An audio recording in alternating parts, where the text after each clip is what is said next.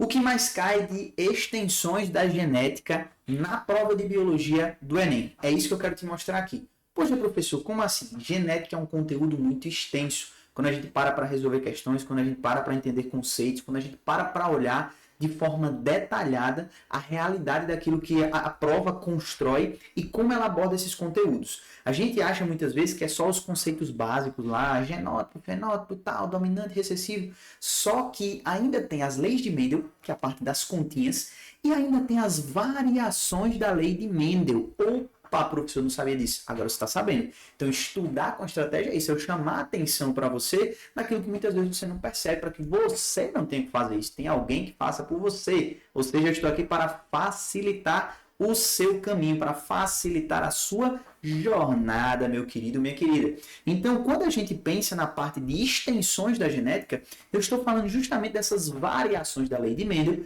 que podem aparecer em questões do Enem. E olha só, elas aparecem. E a gente precisa estar muito bem focado naquilo que realmente requer a nossa dedicação em termos de estudo e de aprendizagem. Por quê? Quando a gente está estudando genética, genética é treino. É treino. E não tem para onde ir. Eu preciso conhecer a base do conteúdo, isso é fato. Mas eu preciso saber como aplicar isso. Eu preciso saber, quando eu começo a ler lá o contexto, quando eu começo a ler o enunciado, eu preciso saber quais daquelas informações eu vou acabar utilizando. Porque se eu não souber, eu não vou conseguir resolver a questão.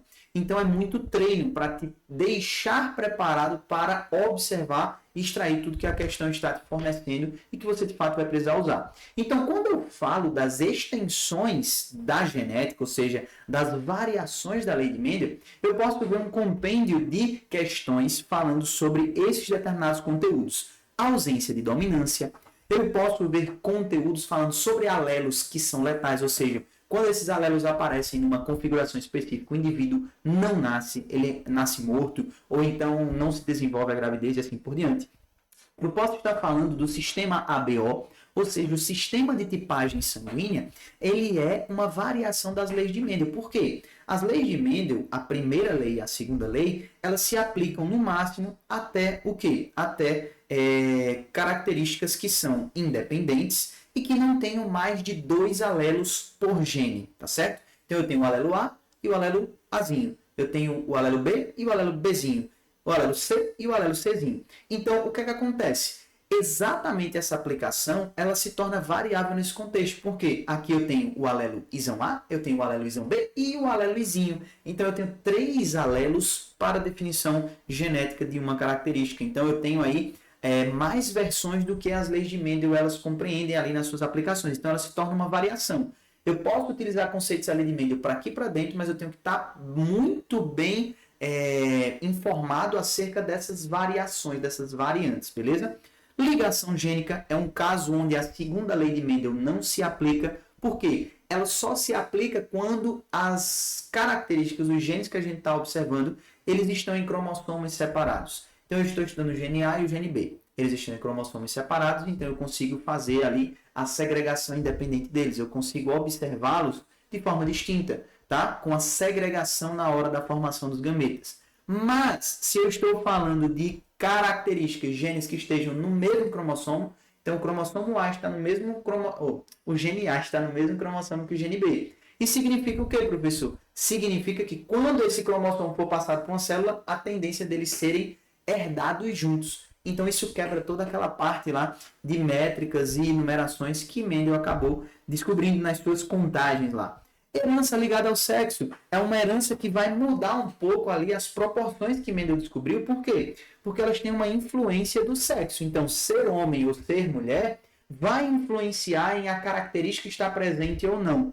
Então, quando eu tenho esse fator que tendencia um determinado conjunto, tá certo? Eu vou estar observando uma variação das leis de Mendel. Por quê? Aquelas proporções que a gente encontrou lá nas leis de Mendel, elas vão variar um pouco por causa desses outros fatores específicos. Equilíbrio de Hardy-Weinberg é um conteúdo que vai falar sobre genética de populações.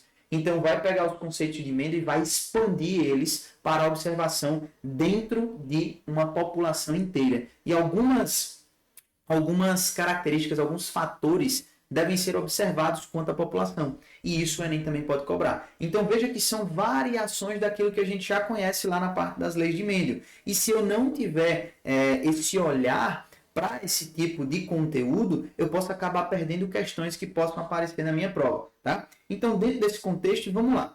Quando eu falo de ausência de dominância, eu posso ficar tranquilo, porque nunca caiu. A recorrência desse conteúdo na prova é de 0%. 0%, tá certo? Nunca caiu questão sobre a ausência de dominância. Na parte de alelos letais, a gente já pode ligar um pouquinho o alerta.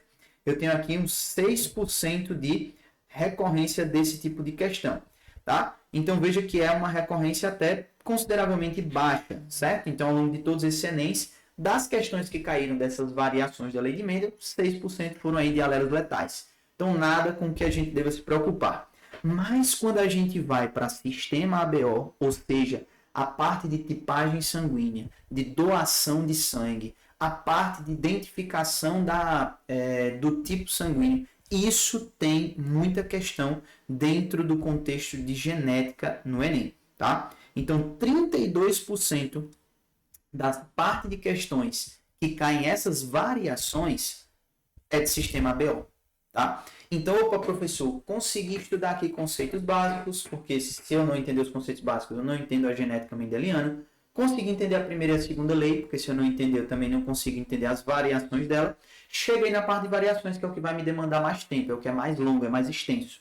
Pronto, professor, o que é que eu devo focar? Se eu tivesse que dizer para você, foque em alguma coisa, sistema ABO, tá? É uma recorrência maior do que 30% das questões que caem dentro desse conjunto de genética. Então, merece com certeza a nossa atenção e a nossa energia dedicada para essa conjuntura, tá?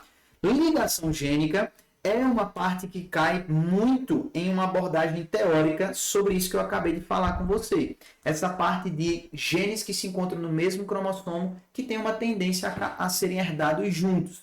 Então, esse conteúdo de ligação gênica ele pode aparecer muito vinculado a essa parte de quando a segunda lei de Mendel não se aplica, certo? Então, quando ela cai nessa conjuntura, a gente encontra uma métrica interessante de recorrência no Enem. Então, 19%.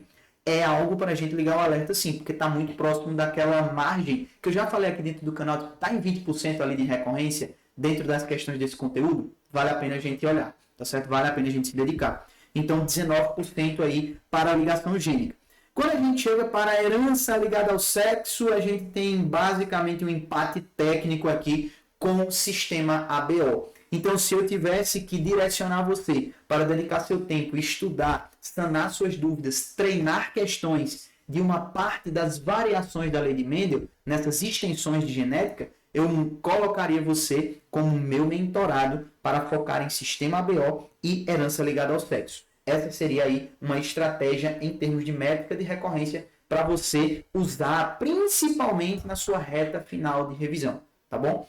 Eu sei que genética é algo que traz medo ao coração e muita gente, meu Deus, eu tenho que aprender isso aqui, senão eu não conseguir resolver, eu não sei quando vai, não sei o que, não sei o que. Então, isso daqui é algo muito importante para a gente conseguir visualizar, tá? Então, não se esquece desse detalhe, eu estou com você aqui para mostrar estrategicamente o que você precisa fazer. E aí a gente chega aqui com o equilíbrio de Hardy-Weinberg, tá certo? Então, o equilíbrio de Hardy-Weinberg vai ter uma recorrência aí de 12%. Então, a gente tem aí algumas questões que apareceram, só que eu quero chamar sua atenção para essa questãozinha de equilíbrio de Hardy-Weinberg, até porque ela caiu num ano aqui mais recente, foi 2019, tá? Então, a última vez que caiu o equilíbrio de Hardy-Weinberg no Enem foi em 2019. E ela foi a questão mais difícil da prova de natureza, tá? Questão mais difícil da prova de natureza. Então, veja que quando acaba caindo esse conteúdo, é uma questão de nível elevado. Então, já tem uma baixa recorrência, então você já vai dedicar menos energia para ela. E quando cai é uma questão de nível muito elevado, que teria um pouco impacto na sua TRI. No sentido de que você privilegiar ela e acabar prejudicando uma questão fácil ou média que teria um impacto muito maior na sua TRI. Tá certo?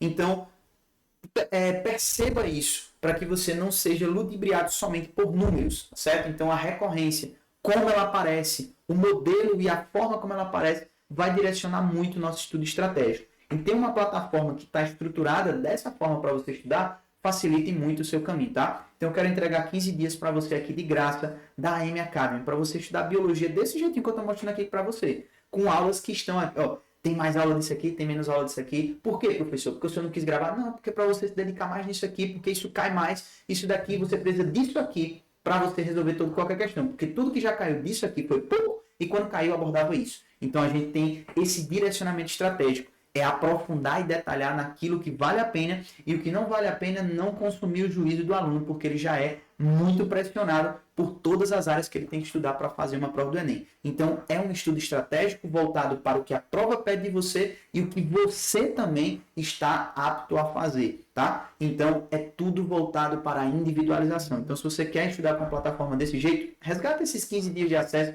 para você sentir aí o que é ter isso nas suas mãos, beleza? Então, entreguei o ouro aqui para você, olha só, o que mais cai da parte de extensões da genética, ou seja, de variações das leis de Mendel, sistema ABO, ligação gênica e herança ligada ao sexo. Esses três aí são o top 3 que a gente poderia encaixar nesse contexto, tranquilo? Então, se você curtiu esse vídeo, deixe seu comentário aqui embaixo para eu saber que você está comigo até o final, porque a gente vai junto até o seu 15 de 15 em biologia. Então, cheiro no coração, ama a biologia e até nosso próximo vídeo. Valeu!